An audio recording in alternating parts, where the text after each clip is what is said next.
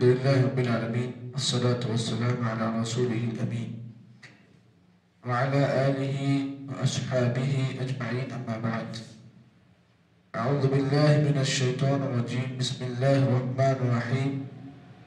مثل ما ينفقون في هذه الحياة الدنيا كمثل ريح فيها سر أصابت حرث قوم ظلموا أنفسهم فأحلكته وما ظلمهم الله ولكن أنفسهم يظلمون. سورہ آل عمران کی آیت نمبر 117 آپ حضرات کے سامنے تلاوت کی گئی. اللہ رب العالمین نے اس آیت کے اندر یہ بات بیان کی کہ اگر کوئی آدمی حالت کفر میں رہتے ہوئے اللہ کی راہ میں اپنا مال خرچ کرتا ہے تو اللہ تعالیٰ نے اس کی مثال دی. مثال کو اللہ رب العالمین نے ایک آسان انداز سے اللہ نے بیان کیا اور اس مثال کے ذریعے سے اللہ تعالیٰ نے یہ بات بیان کی کہ اگر کوئی آدمی حالت کفر میں رہ کر اللہ رب العالمین کے راستے میں اپنے مال کو خرچ کرتا ہے تو اللہ رب العالمین اس آدمی کے اس عمل پر اس کا کوئی اجر اللہ تعالی دنیا میں بھی اسے عطا نہیں کرے گا اور آخرت میں بھی اللہ تعالی اسے عطا نہیں کرے گا. اس آیت کو پیش کرنے سے پہلے سب سے پہلے اس کا ترجمہ آپ کے سامنے پیش کر دوں.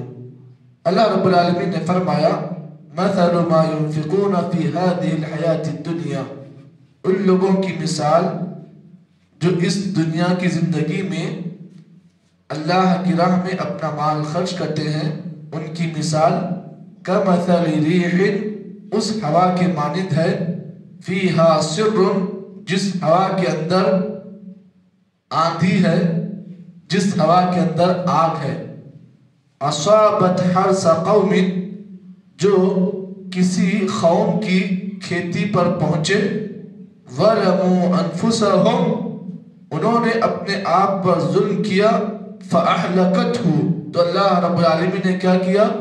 اس کھیتی کو ہلاک و برباد کر دیا.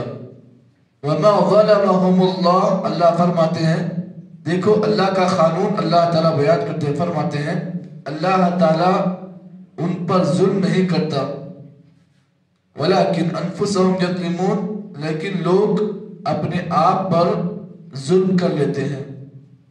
اس آیت کے اندر اللہ رب العالمین نے ایک مثال دی اور مثال کو سمجھنے سے پہلے اس واقعے کی طرف بھی آپ کی نگاہ ہونی چاہیے. اللہ کے نبی صلی اللہ علیہ وسلم کے زمانے میں ایک آدمی جو بڑا مشہور ہوتا، جس کا نام تاریخ کی کتابوں میں بڑا مشہور ہے. اللہ کے نبی کے زمانے میں ایک ایسا شخص جس کا کام یہ ہوتا کہ حج کے موسم، جب کبھی حج کا موسم آتا، حج کا زمانہ آتا، تو یہ آدمی حاجیوں کو اپنے ہاتھوں سے ستو گھول گھول کر پلاتا. ستو اس زمانے کا ایک بہترین غذا اس زمانے کی آٹے کی مانند ہوتا. تو یہ آدمی کیا کرتا؟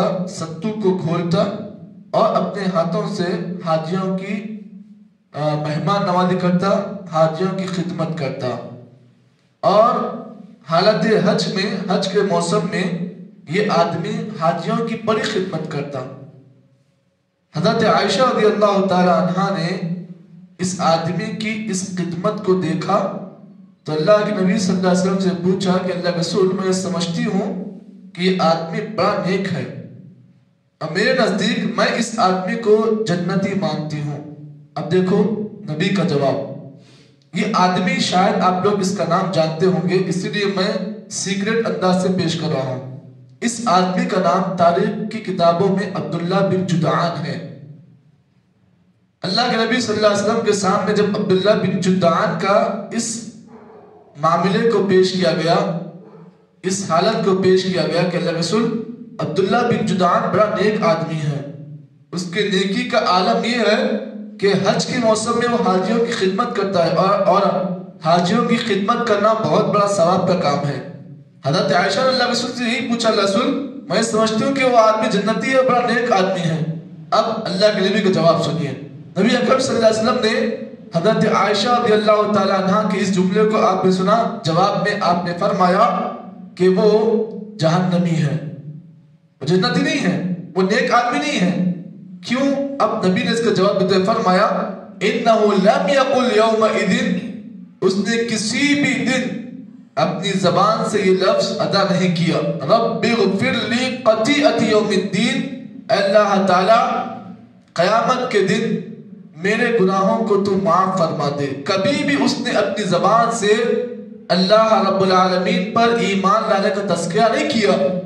اب اسی واقعے کو آپ دلیل بنا کر آپ یہ بھی بات کر سکتے ہیں کہ اگر کوئی آدمی حالت کفر میں رہ کر اگر اللہ کی راہ میں نیکی کا کام کرے تو یاد رکھیں اللہ تعالیٰ کا یہ اصول ہے، اللہ فرماتے ہیں ہم اس کے نیکیوں کا بدلہ ایسے ہی ضائع کر دیتے ہیں جیسے ایک کھیت والا آدمی اپنی کھیتی کے پیچھے محنت کرتا ہے، کھیت لگاتا ہے، اس کے بعد اس کھیت کی خدمت کرتا ہے، اس کھیت کو پانی سیراب کرتا ہے، اس کے بعد جیسے ہی کوئی ہوا چلتی ہے اور ہوا میں آگ اگر آ جائے تو جیسے ہوا ٹچ ہوتی ہے تو کھیت لہلہاتا ہے، اور اگر اس ہوا کے اندر اگر آگ آ جائے تو وہ کھیت کے اوپر سے ہوا آگے بڑھ جاتی ہے اور پوری کھیتی جل جاتی ہے۔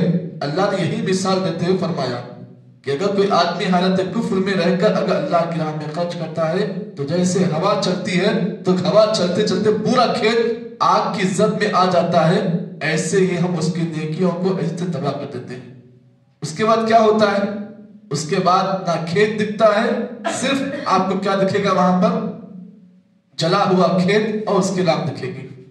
یہی مثال اللہ تعالیٰ نے اس آیت میں دیتے ہوئے یہ بات بیان کی کہ اگر کوئی آدمی کفر کی حالت میں اللہ کی راہ میں اپنا مال خرچ کرتا ہے تو اسے اس کا بدلہ نہیں ملے گا۔ پھر ایک بار اس آیت کو آپ کے سامنے ڈیٹیل میں پیش کر دوں۔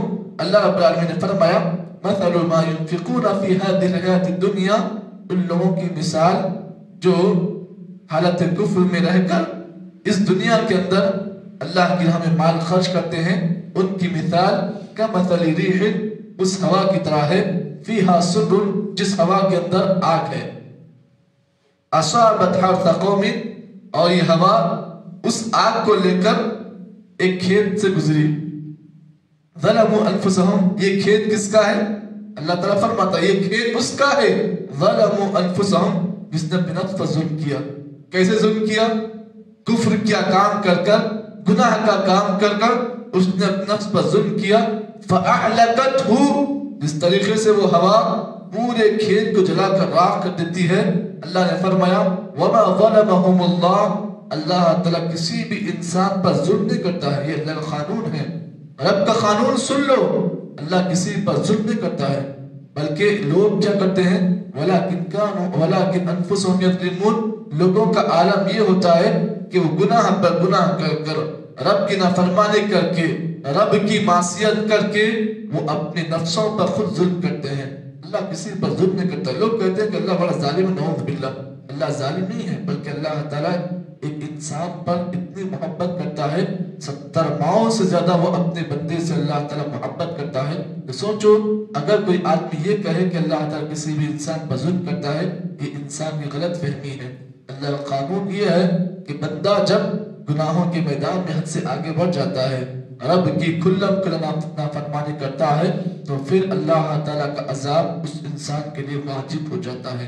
اسی لیے اللہ رب العالمین اپنے بندے پر بڑا رحیم ہے اور بڑا کریم ہے، لیکن جب بندہ اپنی حد کو بھول جاتا ہے، اللہ کی نافرمانی کھلم کھلا کرتا ہے، تو اللہ تعالیٰ کا عذاب ایسے انسان پر نازل ہوتا ہے۔